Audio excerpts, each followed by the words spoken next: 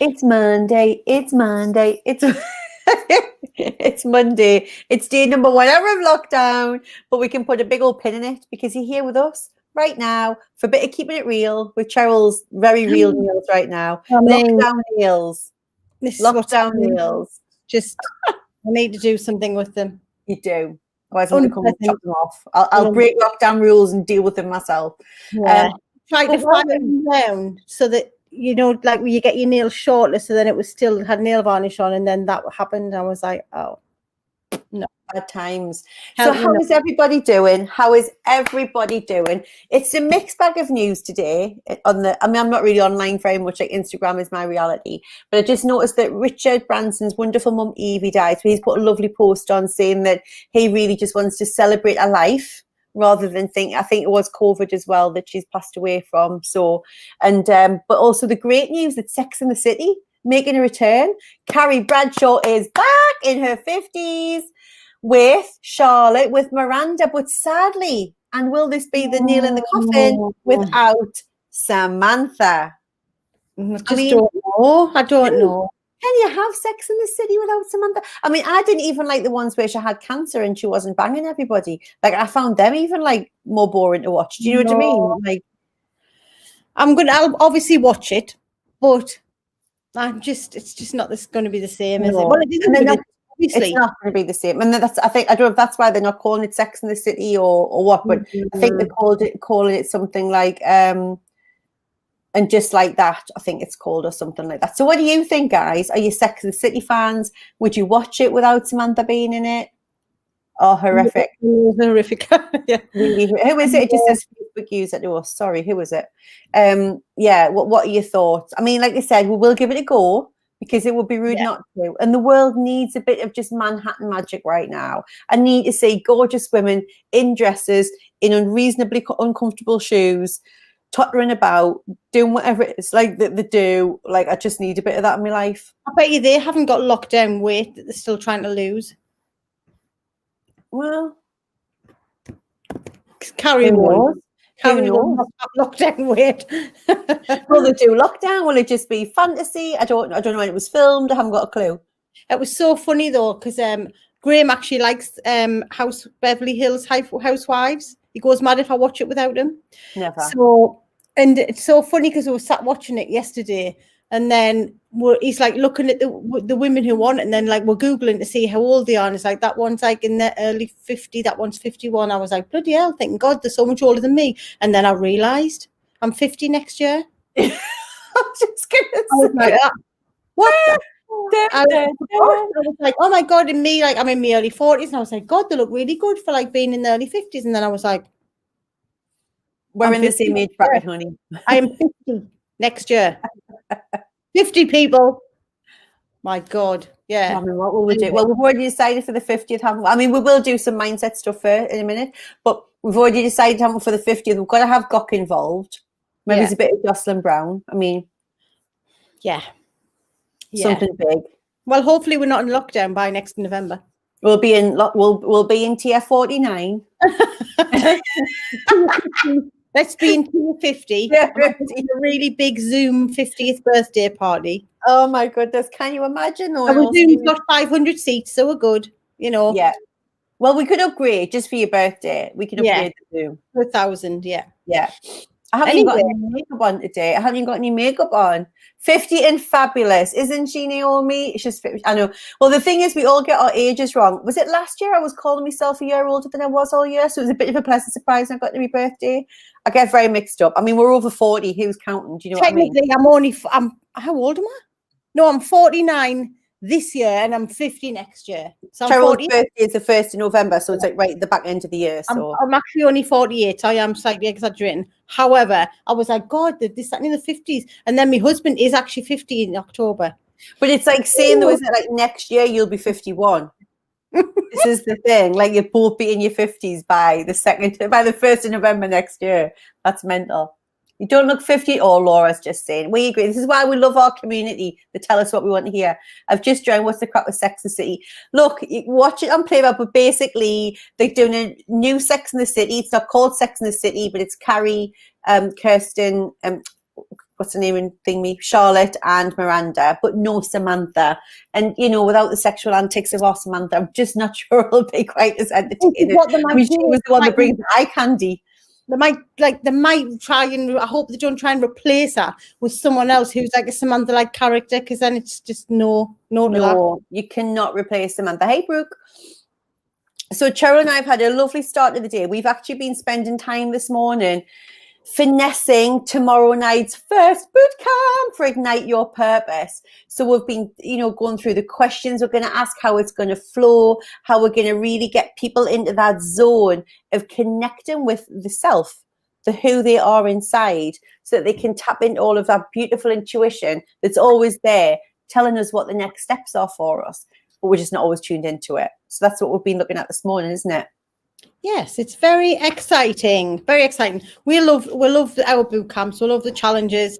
So yeah, especially when you've got new people coming into the group that we don't know, who haven't met us before.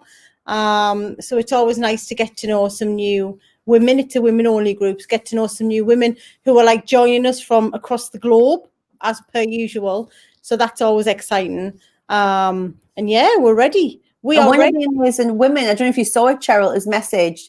I think it's the lady who's in Seoul, messaged to say she's even now this morning paid for it and invested in it for her assistant. Like, how lovely is that? So they can do it together. I was like, that is so cool. Oh, that's amazing.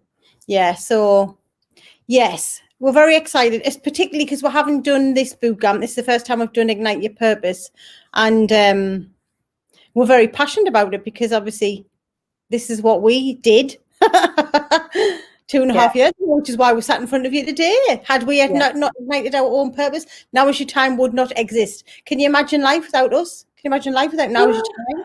It's like, what the fuck? I really can't. And it just little things make me so proud. Like I went in before and he sat doing his homeschooling.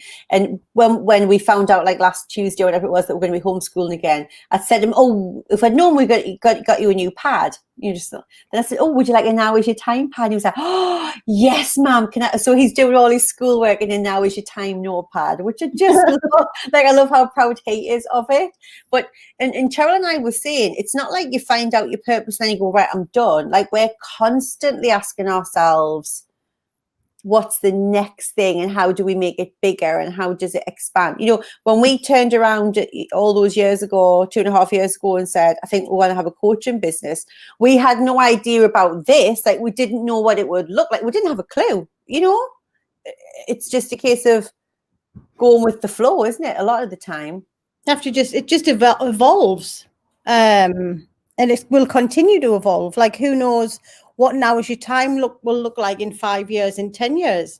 We don't know. And that's the exciting thing. We know that it will be here in the world in one shape, form or another, but we don't know what that will be like.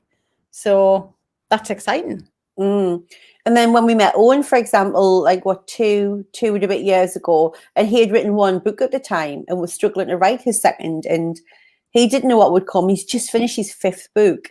And he's coaching veterans who are, you know, in that period where they leave the army and they're trying to find a job and things like that, you know. So he's not just kind of only writing, he's doing these incredible things to pay it forward for such a worthwhile community of people. And he didn't know that 2.5. And this is what I love. I was watching a story about,